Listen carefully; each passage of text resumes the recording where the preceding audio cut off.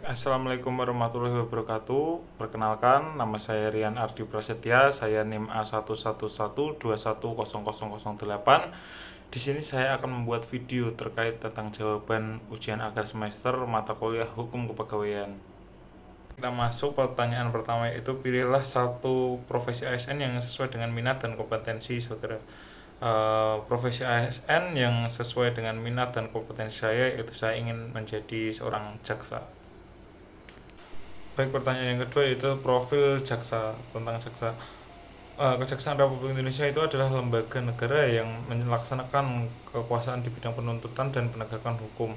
Kejaksaan sendiri terdiri dari Kejaksaan Agung, Kejaksaan Tinggi, dan Kejaksaan Negeri. Tugas dari seorang jaksa itu mencakup penuntutan, pelaksanaan putusan pengadilan, dan serta pengawasan terhadap pelaksanaan putusan pidana.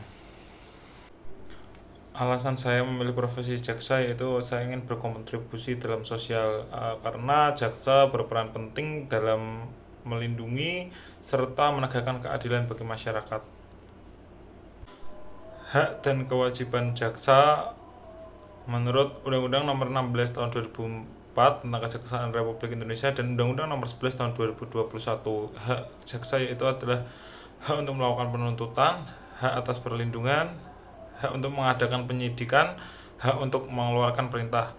Nah, sedangkan kewajiban jaksa itu ada yang pertama, kewajiban untuk bertindak atas nama negara, kewajiban menjalankan tugas penuntutan, kewajiban melaksanakan putusan pengadilan, kewajiban mematuhi norma-norma hukum, kewajiban melakukan koordinasi. Baik, kita masuk kepada poin yang kelima, yaitu bagaimana jika jaksa itu tidak menjalankan kewajibannya. Yang pertama, jaksa dapat dijatuhi dengan sanksi administratif, yaitu yang pertama contohnya sidang pemeriksaan kode perilaku sesuai dengan pasal 3 dan pasal 4 Peraturan Jaksa Nomor 67 Tahun 2007. Dapat dikenai tindakan administratif juga jika jaksa terbukti melanggar kode perilaku. Nah, yang kedua ada sanksi pidana, itu jika jaksa melakukan tindak pidana seperti contohnya suap, dapat dikenakan sanksi pidana. Lanjut yang berikutnya, bagaimana dampak status ASN jika jaksa menjadi pejabat negara, yaitu dampak yang pertama adalah independensi. Jadi jaksa itu diharapkan untuk independen jika menjalankan dalam tugas penuntutan sebagai pejabat negara, maka harus bebas dari pengaruh-pengaruh eksternal, termasuk tekanan politik atau intervensi dari kelompok manapun.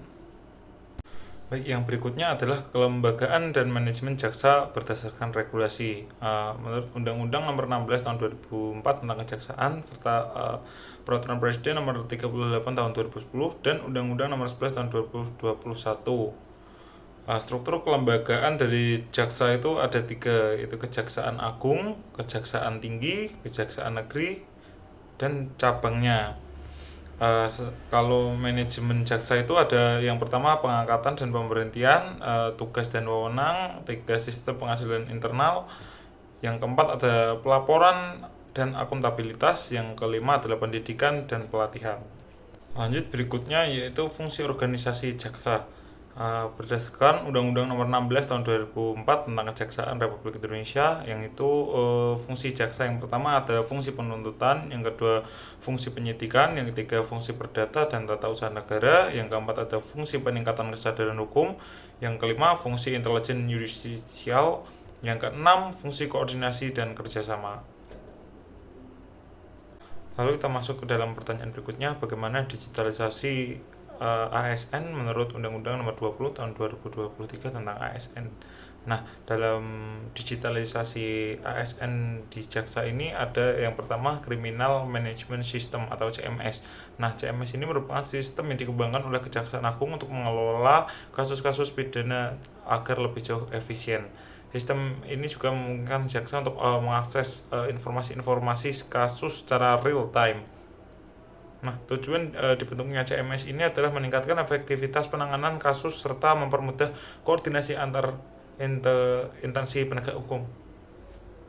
Kita masuk dalam pertanyaan terakhir, yaitu bagaimana jika saya mendapatkan surat SK pemberhentian dan apa sih upaya administrasi yang saya lakukan, yaitu saya akan mengajukan permohonan pencabutan pemberhentian.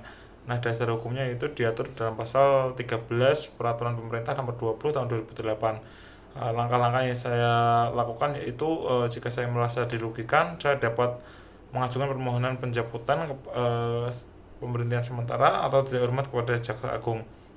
Nah, jadi saya akan melakukan permohonan untuk melakukan pencabutan keputusan kepada Jaksa Agung. Yang kedua itu langkah saya yaitu menunggu Jaksa Agung untuk memproses permohonan serta menunggu paling lama 30 hari setelah diterimanya usulan pencabutan permohonan dari saya. Baik, sekian jawaban ujian akhir semester saya dalam matkul hukum kepegawaian. Atas waktunya saya ucapkan terima kasih. Saya Rian Ardi Prasetya. Jika ada salah kata atau salah jawaban mohon dimaklumi.